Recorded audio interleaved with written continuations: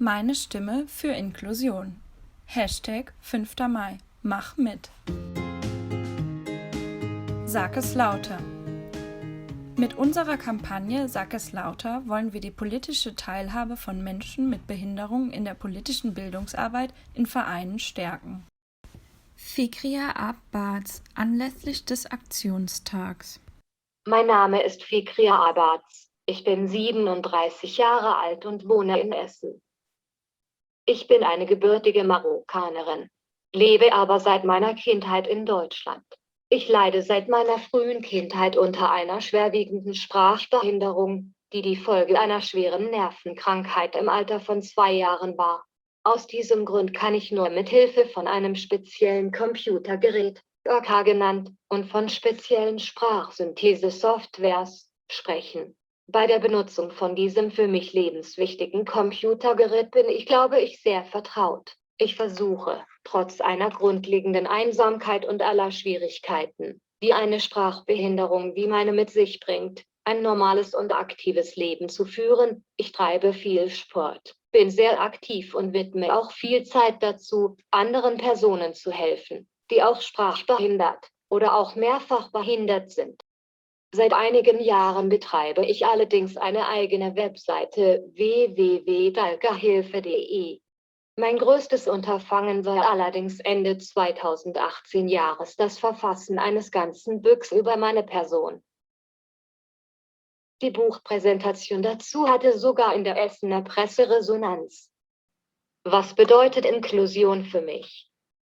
Mir geht es um die Gleichstellung von Menschen mit Behinderung und darum, dass wir nicht mehr ausgeschlossen werden. Ich würde es gern haben, dass man uns so nimmt, wie wir sind und nicht immer abgeschoben werden in so extra für behinderte Schulen und extra für behinderte Werkstätte. Ich würde es gern Veränderungen in der Gesellschaft haben. Ich möchte inständig, dass wir eine reale Chance auch auf dem ersten Arbeitsmarkt bekommen. Wie können wir sonst etwas beweisen, wenn uns niemand und niemals eine Chance gibt? Inklusion bedeutet, dass jeder Mensch ganz natürlich dazugehört, egal wie man aussieht, welche Sprache man spricht, ob man aus einem anderen Land kommt oder ob man eine Behinderung hat. Jeder sollte mitmachen dürfen und dazugehören. Zum Beispiel, es wäre fantastisch, wenn Kinder mit und ohne Behinderungen zusammen in der Schule lernen. Wahre Inklusion ist dann, wenn jeder Mensch überall dabei sein kann, in der Schule, am Arbeitsplatz, in der Freizeit, beim Wohnen. Gemeinsam verschieden sein und dazugehören. In einer wirklich inklusiven Welt sind alle Menschen offen für andere Ideen. Wenn jemand etwas nicht kennt, ist er nicht besser oder schlechter. Es ist normal. Jeder Mensch soll so akzeptiert werden, wie er oder sie ist. Das wünsche ich mir. In der UN-Behindertenrechtskonvention ist das Recht auf Inklusion festgeschrieben. Und die UN-Behindertenrechtskonvention ist ein Vertrag, den viele Länder unterschrieben haben. Aber man merkt leider oftmals nichts davon, und das finde ich traurig. Teilhabe in der Gesellschaft. Da gibt es noch nichts, oder höchstens sehr wenig. Ich merke davon zumindest noch nichts, obwohl ich ja ständig auf der Suche bin. Ich suche zum Beispiel seit Jahren nach einem Job auf dem freien Markt, aber bis jetzt habe nur Absagen bekommen, sogar wenn ich ehrenamtlich mich für irgendwelche Tätigkeiten gemeldet habe, für die ich mich geeignet sah. Zum Beispiel für Aktivitäten in Kindergärten mit Kindern, mit denen ich gern gemeinsam gespielt hätte oder ihnen etwas hätte beibringen können, habe ich leider nur Absagen bekommen und das war und ist jedes Mal sehr schmerzhaft. Mit meinen Vorträgen. Ich biete Vorträge, Fortbildungen und Nachhilfe für unterstützte Kommunikation an. Das hat mich dazu bewegt, weil ich selber täglich mit Hilfsmitteln der unterstützten Kommunikation verständige. Und als ich mein Orca bekommen habe, da habe ich mir alles selber beibringen müssen. Es ist sehr wichtig, dass Kinder oder Personen, die einen Orca bekommen, eine richtige Beratung bekommen. Am besten sei es von jemand, der den Orca täglich benutzt, aber so etwas gibt es nicht. Man muss sich alles selbst beibringen. Wenn man in der Schule ist, da haben ein paar Schulen einmal in der Woche Orca-Nachhilfe, aber wenn man wie ich den Orca erst dann bekommt, wenn man die Schule schon verlassen hat, steht man da alleine.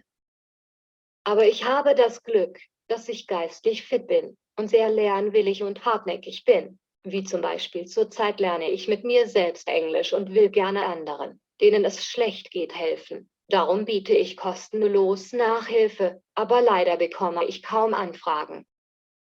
Früher war ich in verschiedenen Städten wie Düsseldorf, Oberhausen und da habe ich kostenlos in der Talkergruppe geholfen, aber dann hatte ich Geldsorgen und musste in die Werkstatt für Personen mit Behinderung gehen, blieb dort 11 Jahre lang. Aber das war für mich die Hölle, da ich mich vollkommen unterfördert und einsam fühlte.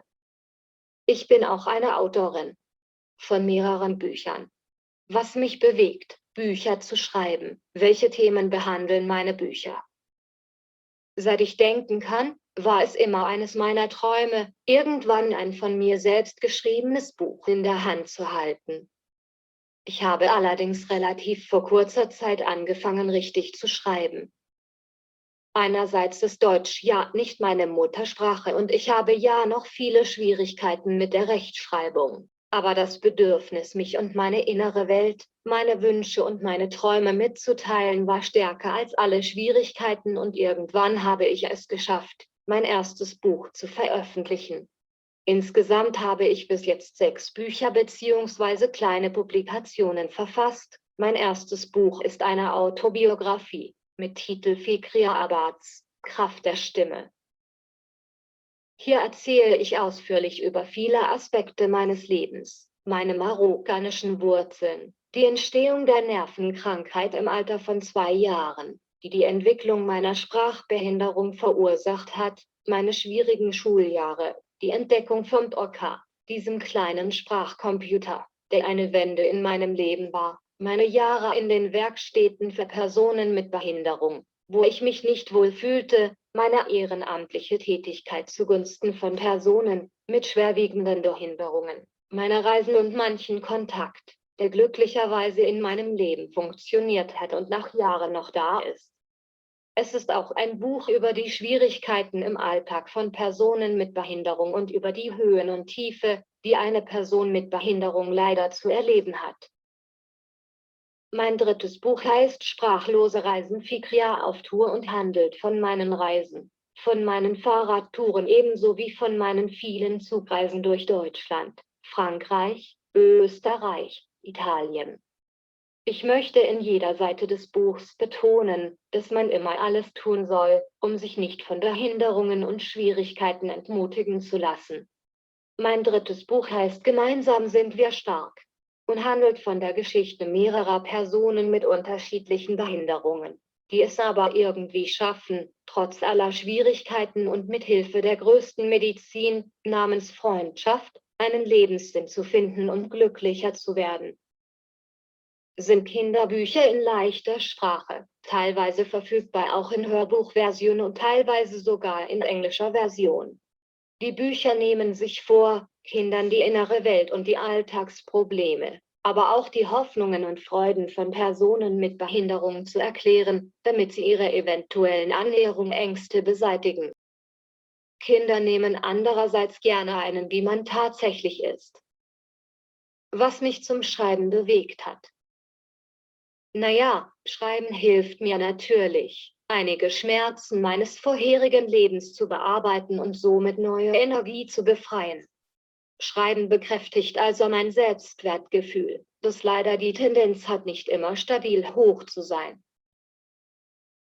Auf meiner Website beschreibe ich meinen Traum. Ich werde kurz meinen Wunsch noch einmal näher erläutern.